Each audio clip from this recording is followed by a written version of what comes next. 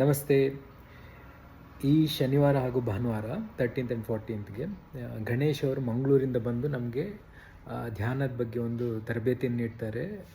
ಅದರಲ್ಲಿ ಧ್ಯಾನ ಹೇಗೆ ಮಾಡೋದಂತೂ ಕಲಿಸ್ಕೊಡ್ತಾರೆ, ಹಾಗೂ ನಮ್ಮ ಏನು ಪ್ರಶ್ನೆ ಇದ್ದರೂ ಅದನ್ನು ಉತ್ತರಿಸ್ತಾರೆ.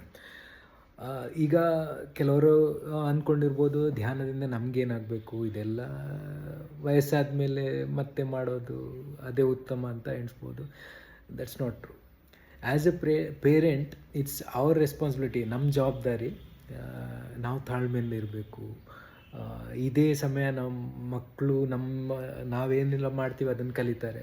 ಸೊ ಈ ಸಮಯದಲ್ಲಿ ನಾವು ಹೇಗೆ ತಾಳ್ಮೆ ಕಳ್ಕೊಳ್ಳದೆ ಅವ್ರಿಗೆ ಒಳ್ಳೆ ವಿದ್ಯೆಯನ್ನು ಕಲಿಸೋದು, ನಾವು ಹೇಗೆ ಒಂದು ಒಳ್ಳೆ ರೋಲ್ ಮಾಡೆಲ್ ಆಗೋದು, ಇದೆಲ್ಲ ಹೇಳಬೇಕಂದ್ರೆ ಧ್ಯಾನ ಭಾಳ ಮುಖ್ಯ.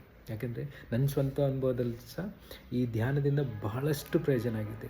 ಸಿಟ್ಟು ಕಡಿಮೆ ಆಗ್ತದೆ, ನಗ್ನಗ್ತಾ ಇರ್ತೀರ, ಹೆಚ್ಚು ಟೆನ್ಷನ್ ಆಗೋದಿಲ್ಲ, ಏನೇ ಕಷ್ಟ ಬಂದರೂ ಎದುರಿಸಲಿಕ್ಕೆ ಒಂದು ಸ್ಫೂರ್ತಿ ನೀಡ್ತದೆ.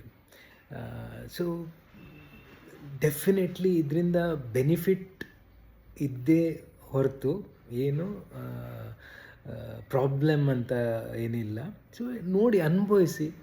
ಆ್ಯಂಡ್ ಧ್ಯಾನ ಹೇಗೆ ಅಂದರೆ ಒಬ್ಬರು ಕಲಿಸ್ಕೊಡ್ತಾರೆ, ಆಯಿತು ಇದು ನನಗೆ ಸೂಟ್ ಆಗ್ತದೆ ಆ ಥರ ಅಂತಲ್ಲ. ನಾವು ಅನುಭವಿಸ್ತಾ ಹೋಗಬೇಕು, ಟ್ರೈ ಮಾಡ್ತಾ ಹೋಗಬೇಕು. ಓಕೆ, ಈ ಮೆಥಡ್ ನಮಗೆ ಸೂಟ್ ಆಗುತ್ತಾ, ಇವರೇ ಟೀಚಿಂಗ್ ನಮಗೆ ಸೂಟ್ ಆಗುತ್ತಾ ಅಂತ.